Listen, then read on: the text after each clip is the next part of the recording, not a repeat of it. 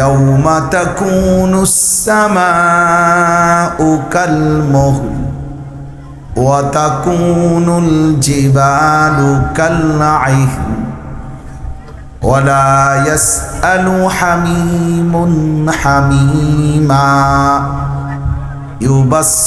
يبصرونهم يود المجرم لو يفتدي من عذاب يومئذ ببنيه وصاحبته وأخيه وفصيلته التي تؤويه ومن في الأرض جميعا ثم ينجيه كلا إنها لظى نزاعة للشوى تدعو من أدبر وتولى وجمع فأوعى صدق الله مولانا العظيم.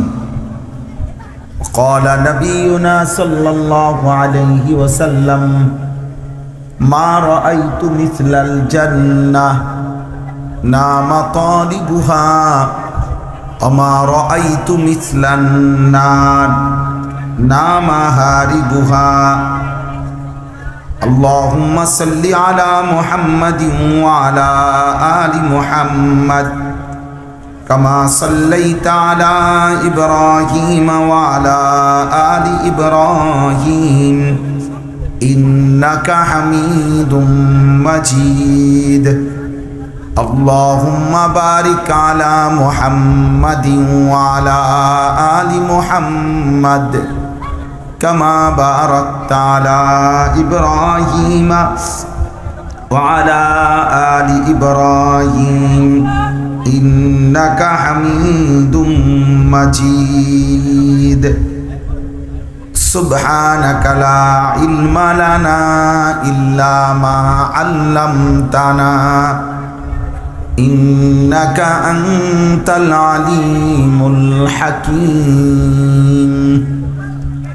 আলহামদুলিল্লাহ, আল্লাহ পাক রব্বুল ইজ্জত জুল জালাল ওয়াল ইকরামের ফজল করম, রব্বুল আলামিনের অপরিসীম ইহসান মেহেরবানি দয়া, আল্লাহ তাআলা আমাদেরকে আজ 31 মার্চ 2026 রোজ মঙ্গলবার ময়মনসিংহ ফুলপুর পশ্চিম বাখাই তাহফিজুল কোরআন আদর্শ মাদ্রাসা ও যুব সমাজের উদ্যোগে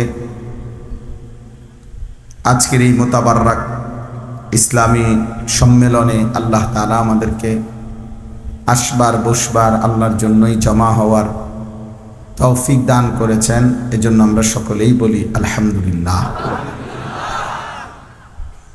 আপনারা যারা হাতে মোবাইল ধরে আছেন, দয়া করে আপনারা চলে গেলে ভালো হয়। আস্তে চিল্লাবে না ভাই, চিল্লাব। আমি কি জিজ্ঞাসি নি যে ঠিক না বে ঠিক, তো শুধু শুধু ঠিক বলেন। বে ঠিক হইলে কি আর আমি বলতাম না এই কথা? তাইলে আর মূলত আপনাদের উদ্দেশ্য হলো এখন রেকর্ড করে পরে গিয়ে শুনবেন। তো এমনিতেই আমাদের ওয়াজ মোবাইলে আসে, তো কাজে বেহুদা বসে থাকার চাইতে আলগা জায়গায় গিয়ে মোবাইল টিপা এটা ভালো। এই জন্য আমি আর একজনকে একদম সাফ কথা, আমার হুজুর পাবলিক টুপিওয়ালা টুপি ছাড়া কেউই হাতে মোবাইল ধরে একজনও ভিডিও রেকর্ড করবেন, ঠিক আছে ইনশাআল্লাহ? এতে মনোযোগ হয় না, দিল জমে না, হৃদয়ে কথা পৌঁছে না।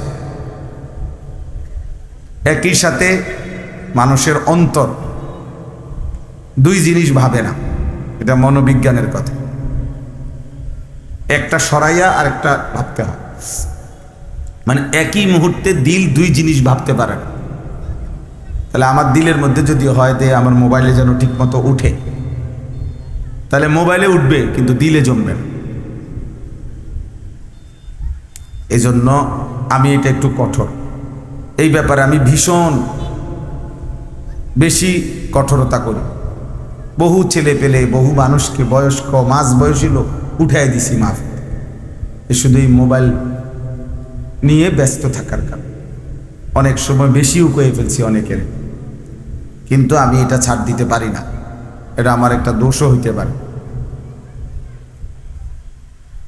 এজন্য ভাইয়া অল্প একটু সময়, অনেক দূর থেকে আসা, সারা রাত্র সফর করে সকাল 7টা বাজে এসে পড়ছি নেত্রকোনা। সেই হিসাবে সবাই আমরা যে যেখান থেকে আসছি কষ্ট করেই এসেছি, সময়টুকু কাজে লাগাইলে ভালো। একটা মাহফিলের আয়োজন করতে গিয়ে অনেক ফিকির, অনেক মেহনত, 10 টাকা, 50 টাকা, 100 টাকা, 1000 টাকা, কারো কাছে 2-4 বার যাইতে হয় বারবার। আচ্ছা যাও না, দিমু তো, আইসো না, ঘুরে আইসো না। এমনি এমনি কষ্ট করেই অনেক ভালোবাসা ফিকির নিয়ে একটা মাহফিল সাজানো, সেটা শুধুমাত্র কয়েকজন মানুষ মোবাইল ছবি তুলবে, ভিডিও করবে, বুট বাদাম বিক্রি হবে, কিছু মানুষ চটপটি খাবে, এই এতটুকুর জন্য এত কষ্টের আয়োজন না। যিনি 50টা টাকা দিয়েছেন তিনি সওয়াবের আশায় দিয়েছেন, 100টা টাকা যিনি সহযোগিতা করছেন আখিরাতের আশায় দিয়েছেন। অতএব শুধু আজকের জন্য না দোস্ত, নওজোয়ান ছেলে, যুবক ভাই, তোমাদের কাছেও বলি, এটা এক মোবাইলের অনেক প্রয়োজন থাকতেই পারে।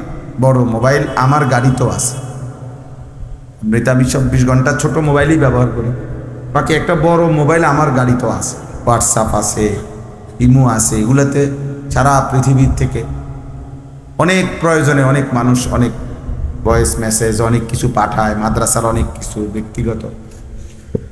তো ঠিক আছে, প্রয়োজন তো প্রয়োজনই। এখন আজকে অনেক বছর যাবৎ মসজিদে নববীতে রাসূলুল্লাহ সাল্লাল্লাহু আলাইহি সাল্লামের রওজা শরীফের পাশে রিয়াজুল জান্নাহ, ওইখানে যাইতে হইলে বড় মোবাইল থেকে অ্যাপসের মাধ্যমে রেজিস্ট্রেশন করতে হয়, ওটা দেখাইতে হয়। তাহলে এটা একটা প্রয়োজন।